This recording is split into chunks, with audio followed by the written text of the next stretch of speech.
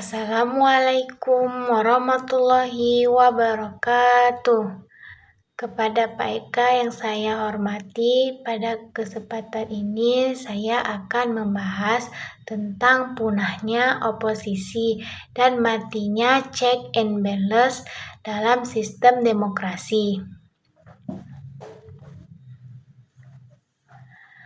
Kasus yang dibahas adalah ketika mayoritas partai politik bergabung ke dalam koalisi pemerintah. Pertanyaan, siapa yang akan mengawasi jalannya kekuasaan jika hampir tidak ada oposisi yang kuat?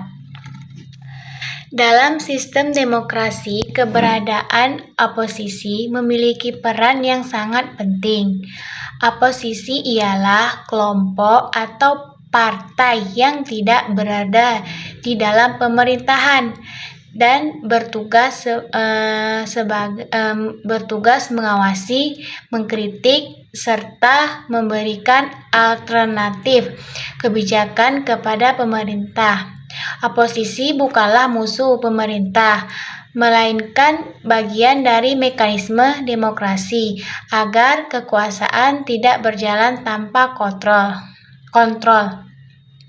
Menurut teori demokrasi modern, salah satu prinsip utama demokrasi ialah check and balance, yaitu sistem yang saling mengawasi dan saling mengimbangi antar lembaga maupun kekuatan politik.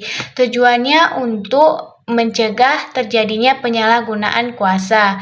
Dengan adanya check and balance, pemerintah tidak dapat bertindak secara semenang-menang karena ada pihak lain yang mengawasi dan memberikan kritik.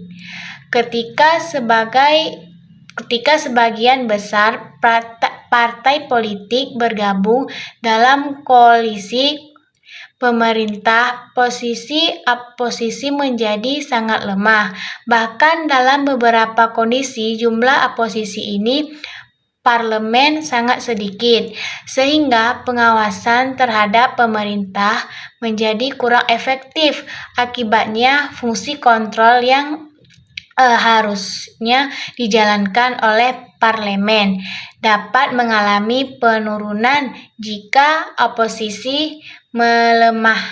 Ada beberapa risiko yang dapat terjadi. Pertama, kekurangannya pengawasan terhadap pemerintah.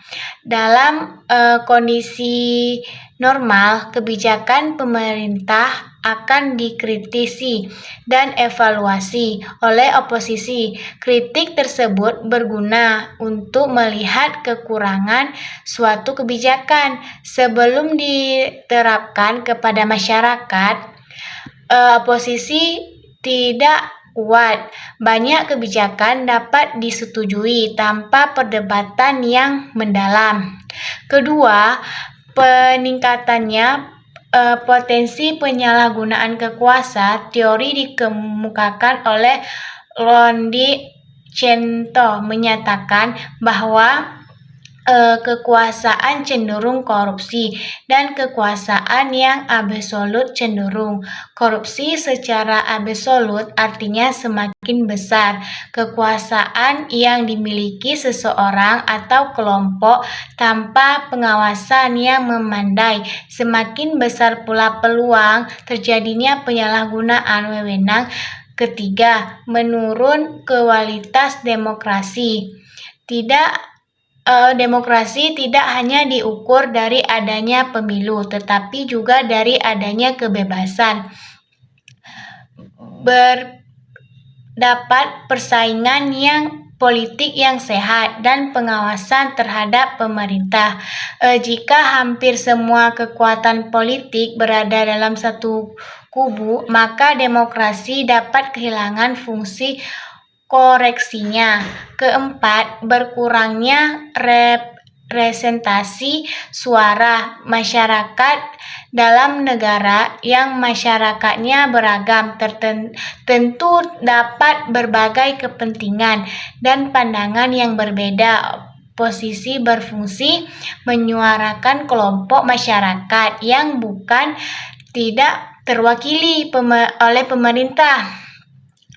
Ketika oposisi melemah sebagai suara masyarakat, berpotensi tidak tersampaikan secara optimal.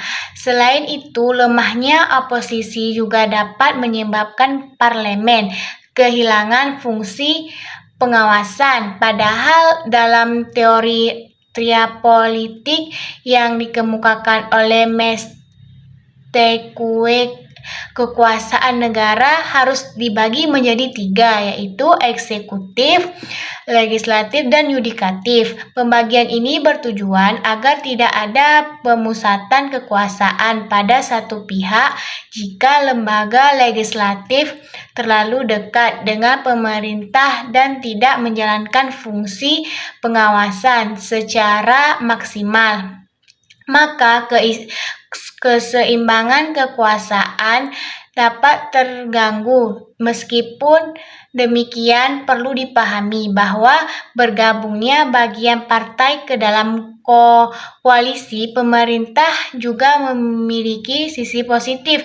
Misalnya, stabilitas politik dapat lebih terjaga dan proses pengambilan keputusan menjadi lebih cepat. Pemerintah juga lebih mudah menjalankan program-program membangun karena memperoleh dukungan mayoritas parlemen. Namun, stabilitas politik tidak boleh mengorbankan prinsip demokrasi. Stabilitas yang baik adalah stabilitas yang tetap disertai pengawasan yang kuat. Oleh karena itu, keberadaan oposisi yang kritis dan konstruktif tetap diperlukan. Oposisi yang baik bukanlah yang selalu menolak kebijakan pemerintah, tetapi oposisi yang mampu memberikan kritik berdasarkan fakta, data, dan kepentingan masyarakat. Untuk menjaga kualitas demokrasi, terdapat beberapa hal yang dilakukan. Pertama, memperkuat independensi parlemen agar tetap menjalankan fungsi pengawasan secara profesional. Kedua, menjaga kebebasan sebagai sarana kontrol sosial terhadap pemerintah. Ketiga, memperkuat peran masyarakat sipil seperti akademisi, organisasi kemasyarakatan, dan lembaga swadaya masyarakat dalam mengawasi jalannya pemerintah.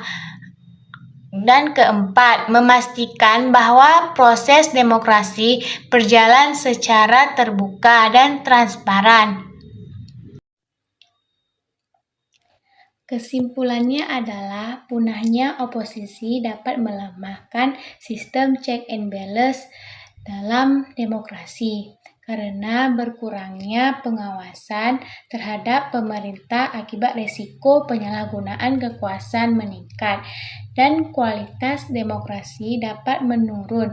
Oleh karena itu, keberadaan oposisi yang kuat dan konstruktif sangat penting untuk menjaga keseimbangan kekuasaan, mengawasi jalannya pemerintah, serta memastikan kebijakan yang diambil tetap berpihak kepada kepentingan rakyat. Sekian dari penjelasan saya. Wassalamualaikum warahmatullahi wabarakatuh.